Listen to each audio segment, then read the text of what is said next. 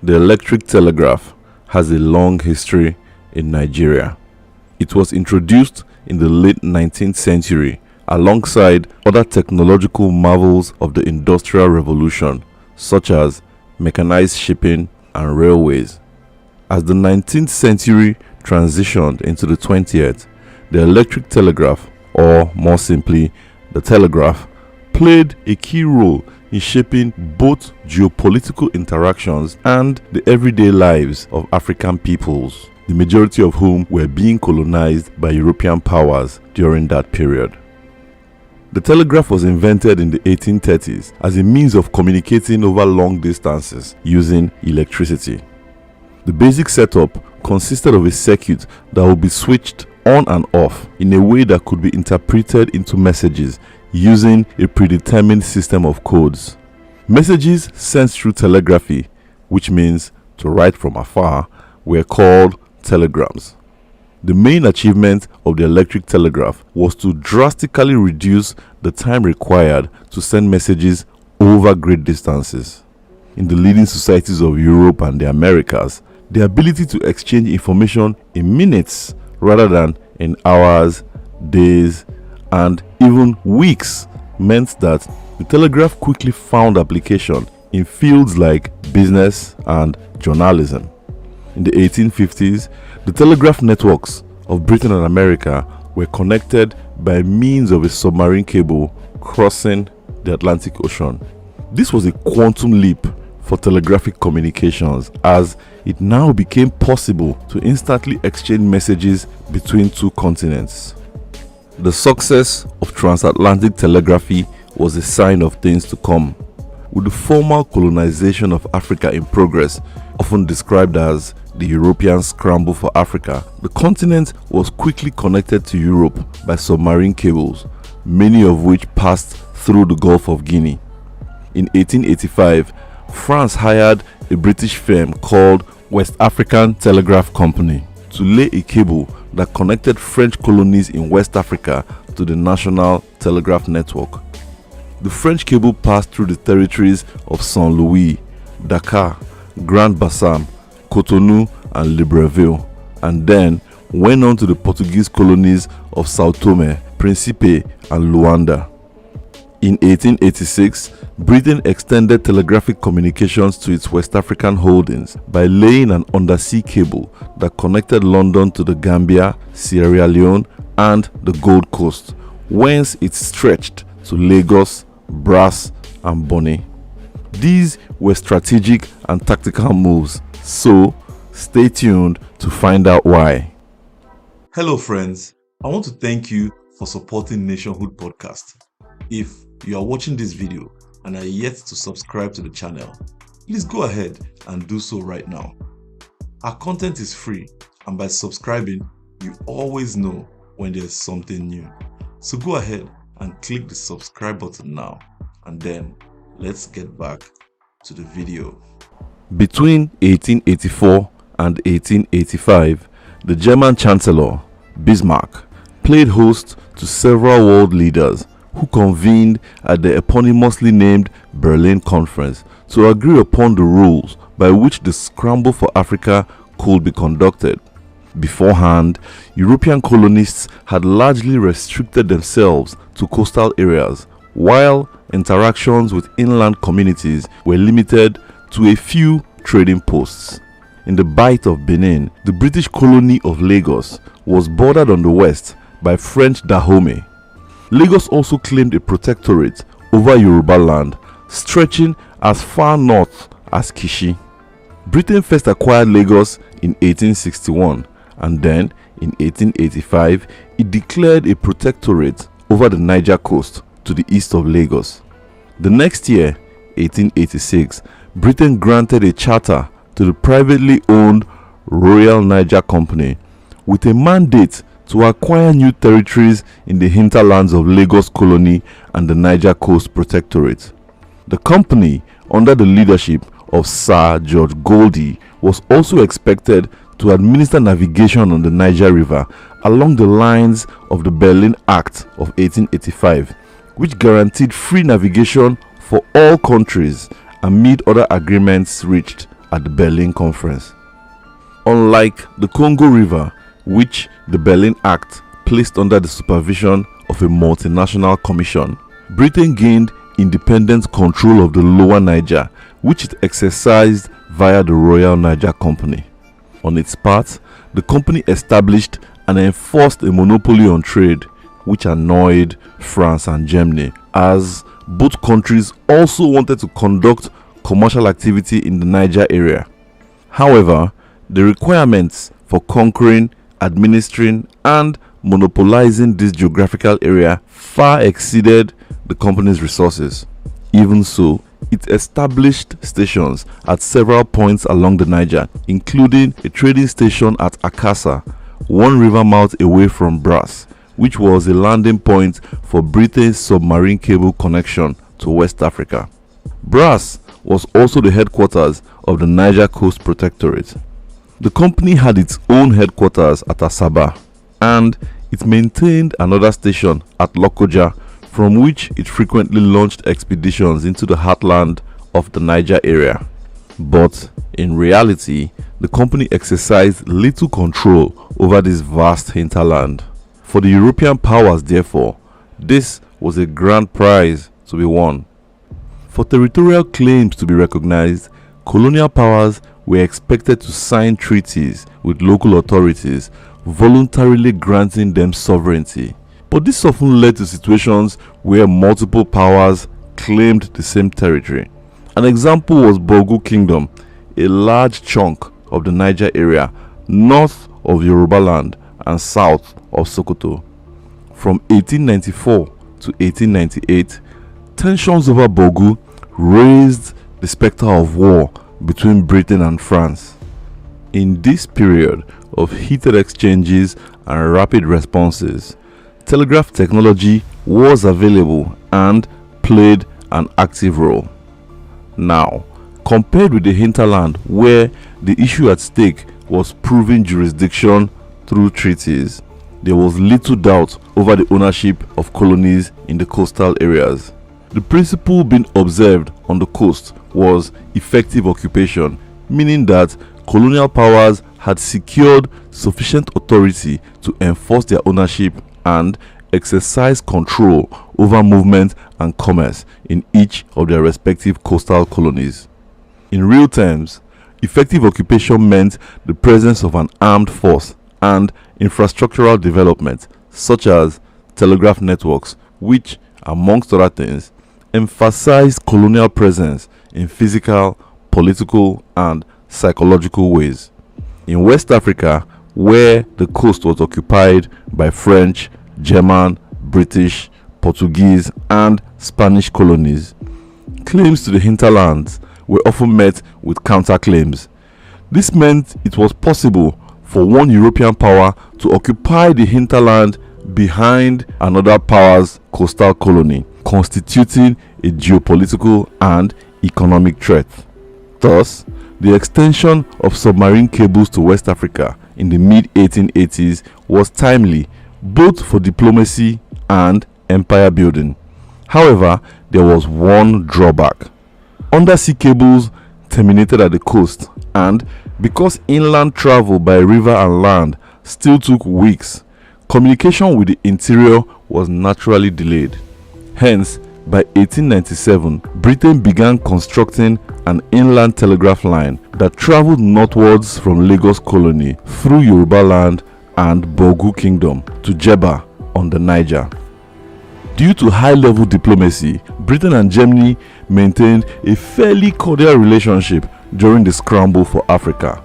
On the sidelines at Berlin, both countries had agreed not to interfere or acquire new territories in areas where the other had an interest. They also agreed not to acquire any hinterlands behind the coastal holdings of the other.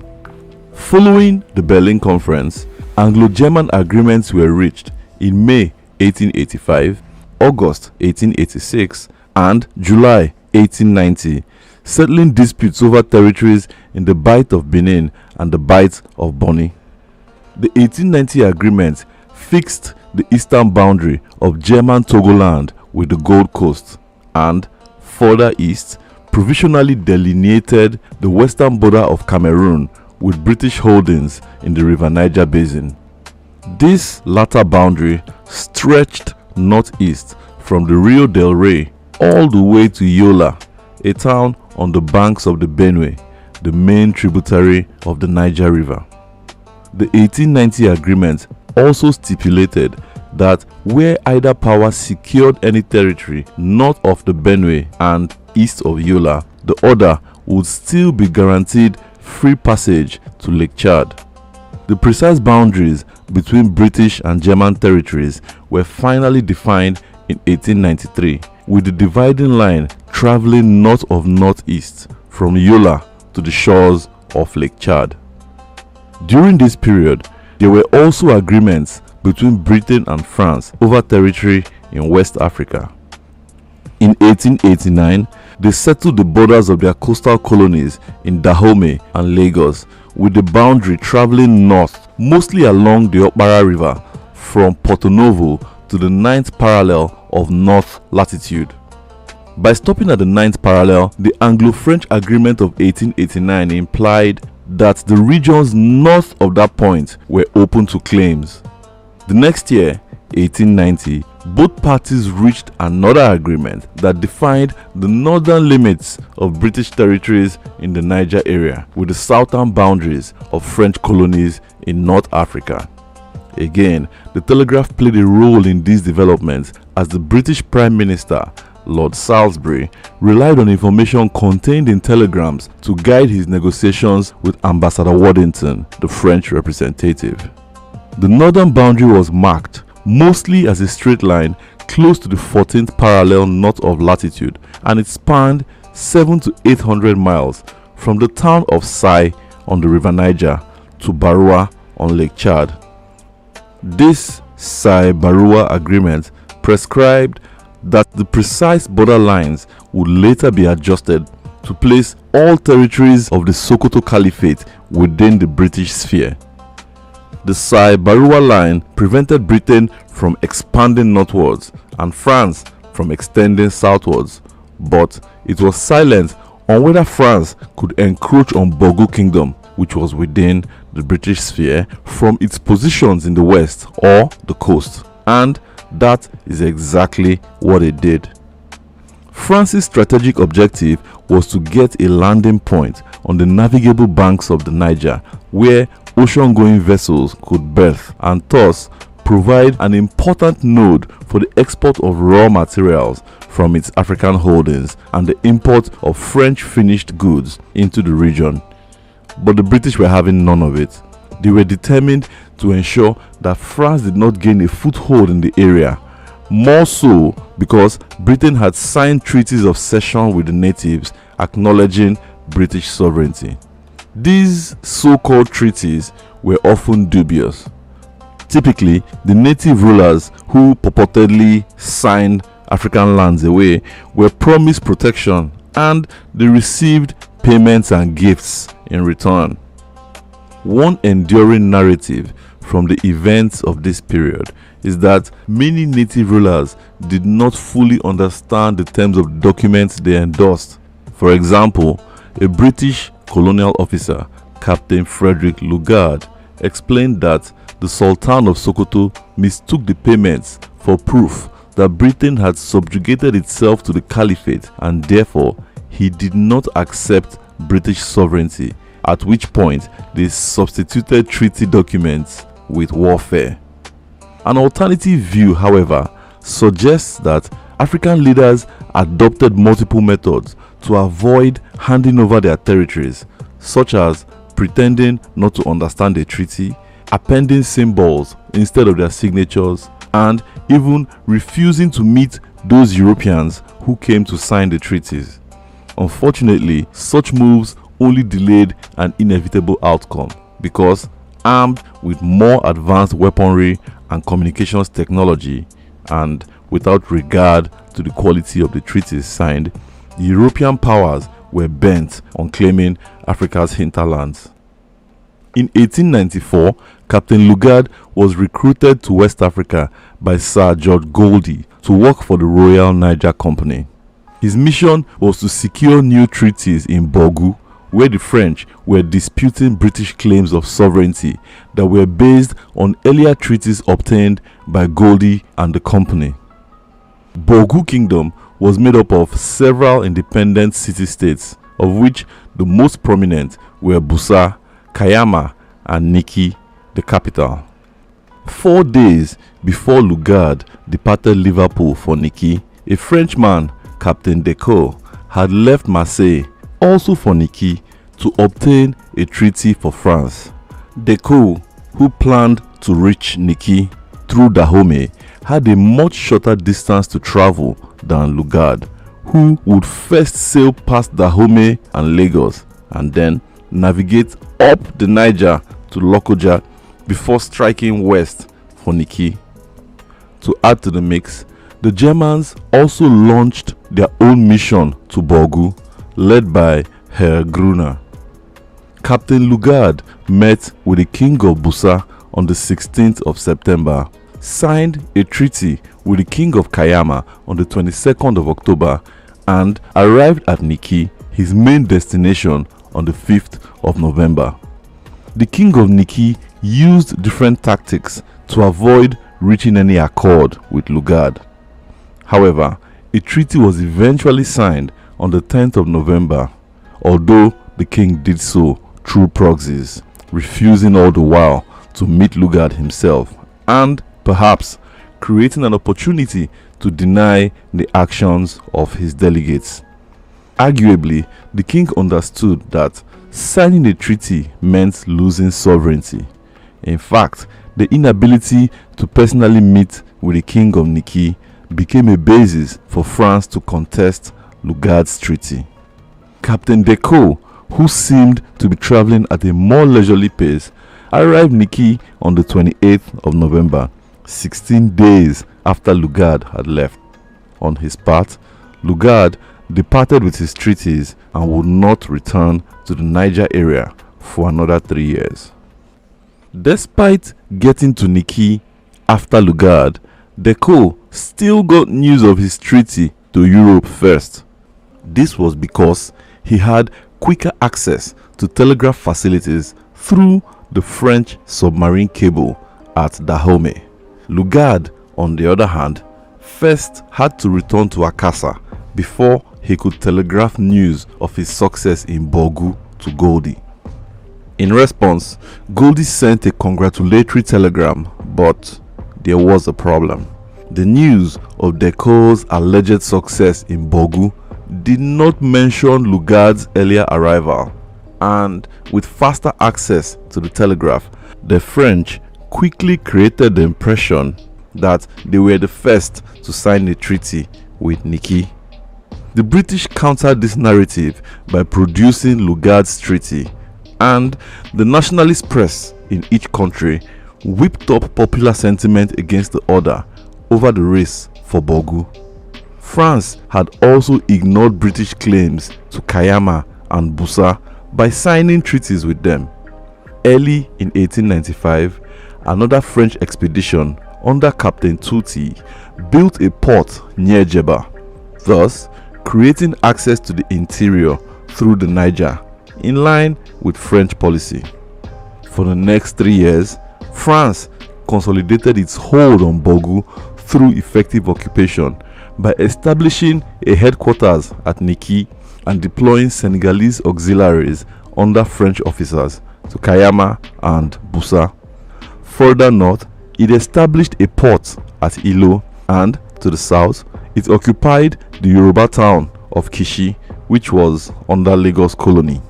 Effectively, France was challenging British presence in the Niger area, but the ability of Britain's representative, the Royal Niger Company, to send expeditions into the Niger area paled in comparison with the capacity of the French government to do the same. It became clear to London that a private company could not compete with a government, and keen to re-establish its sovereignty, Britain decided to create a government-funded military force to be placed at the disposal of the company for the reclamation of the Niger territories. This was the West African Frontier Force, and the man chosen to create it was Frederick Lugard, who now held the rank of Major. In July 1897, Major Lugard was invited by the Secretary of State for the Colonies, Joseph Chamberlain, to return to the Niger area. At the time Lugard received the telegram bearing news of his appointment, he was in Ngamiland, deep in the heartland of southern Africa and in the northwest of present-day Botswana, where he was prospecting for diamonds and gold on behalf of the British West Charter Land Company. Lugard was tasked with raising a force of 2,000 to 3,000 men who could occupy the hinterlands of the Gold Coast and the Niger area as a bulwark against French occupation. The job came with the titles of Commissioner and Commandant, and Lugard would hold the rank of Lieutenant Colonel. After winding down his business in Ngamiland, Lugard set out for England, where he received further instructions and kept himself busy finding the men and materials required for the job. Urgency was given to his preparations by telegrams received from West Africa informing London of French troop movements in Borgu and the hinterlands of the Gold Coast. On the 12th of March 1898, Lugard set out from Liverpool for the Niger, accompanied by Colonel James Wilcox, his deputy. Although the role of commandant was military in nature, Lugard also held the role of commissioner, which was a political position. His plan was to place Wilcox in charge of the West African Frontier Force, also known as the WAFs, while he would focus on political administration, especially in those parts of the Niger area where the company had no presence.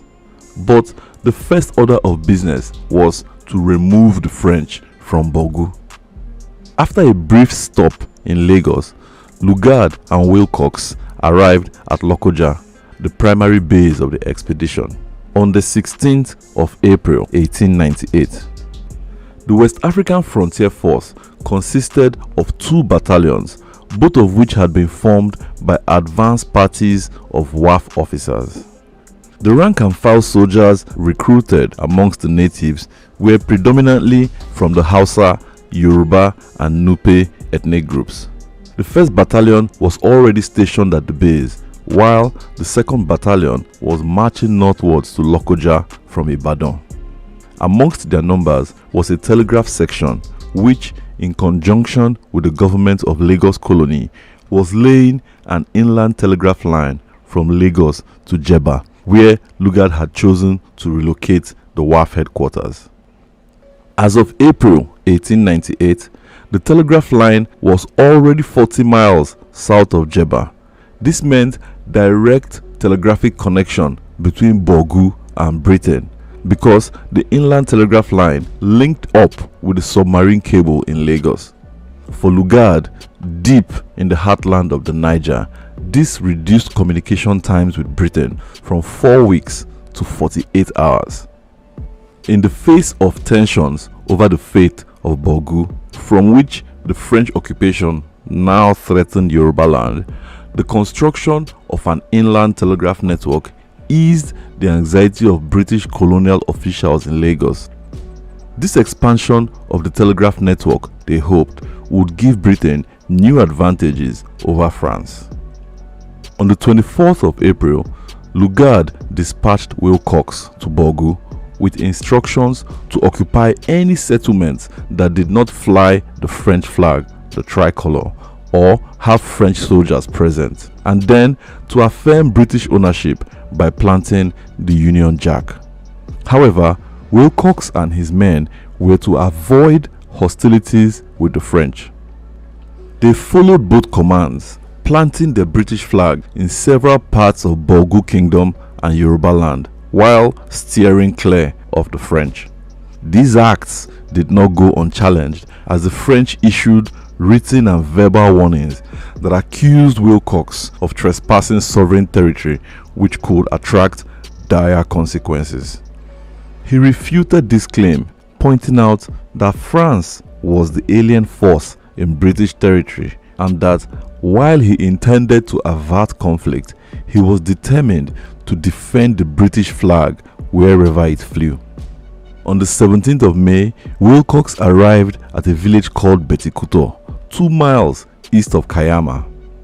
An advance party of his men had already planted the Union Jack there, but the night he arrived, a team of French soldiers crept up to the British camp and hoisted the tricolor 400 yards away from the Union Jack.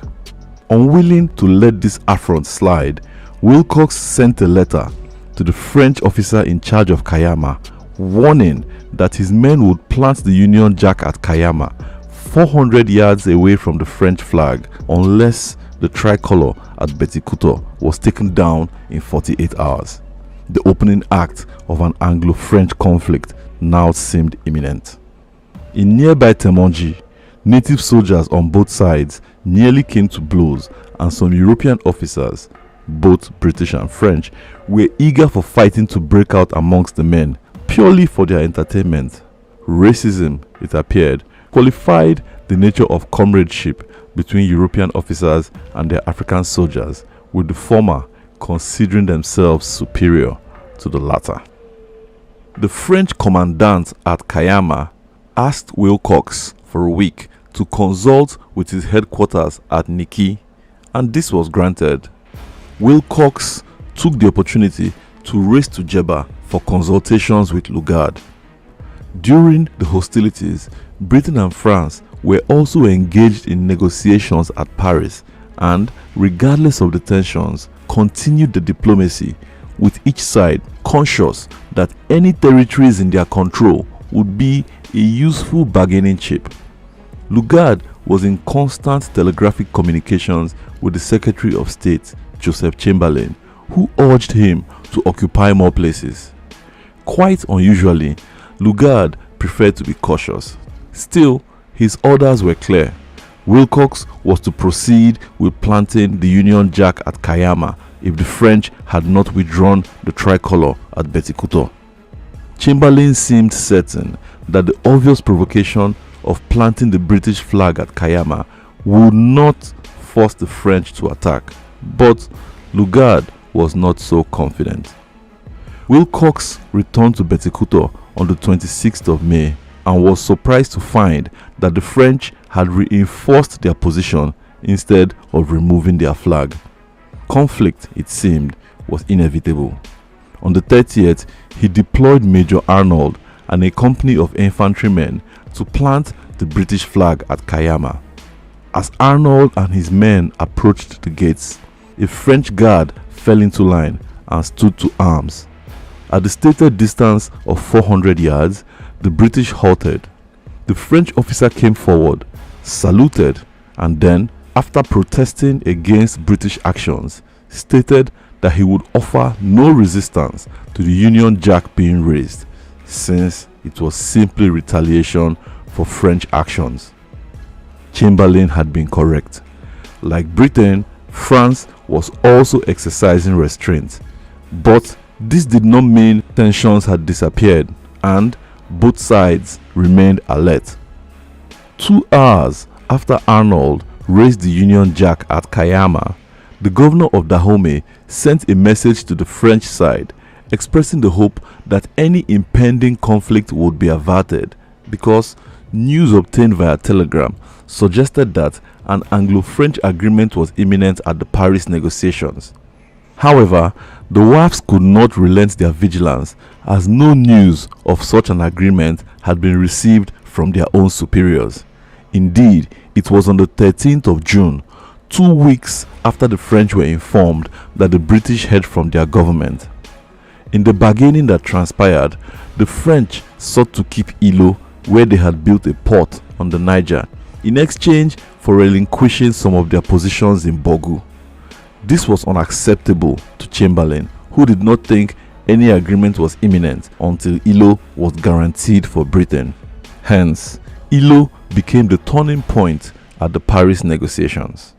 As the world held its breath, uncertain whether Britain and France would go to war, Chamberlain exchanged several telegrams with Lugard at Jebba, which guided British bargaining.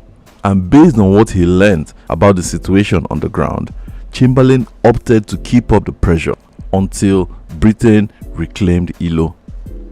On the 14th of June 1898, Britain and France reached an agreement on their respective borders in the Niger area.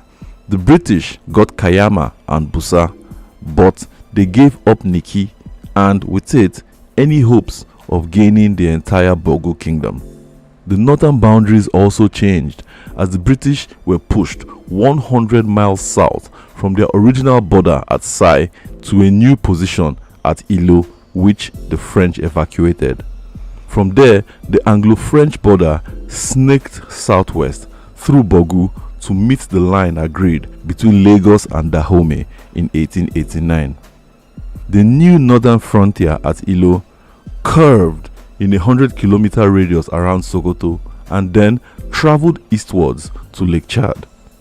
On their part, the French got Nikki and were granted free access to the Niger, with one port at the mouth of the river and another just south of Busa.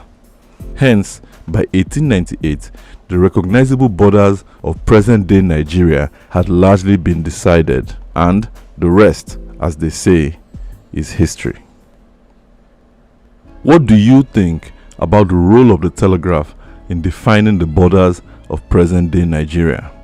Did the existence and development of telegraph facilities in West Africa aid both the British and the French to achieve their colonial ambitions, or did it hand one power greater advantage over the other?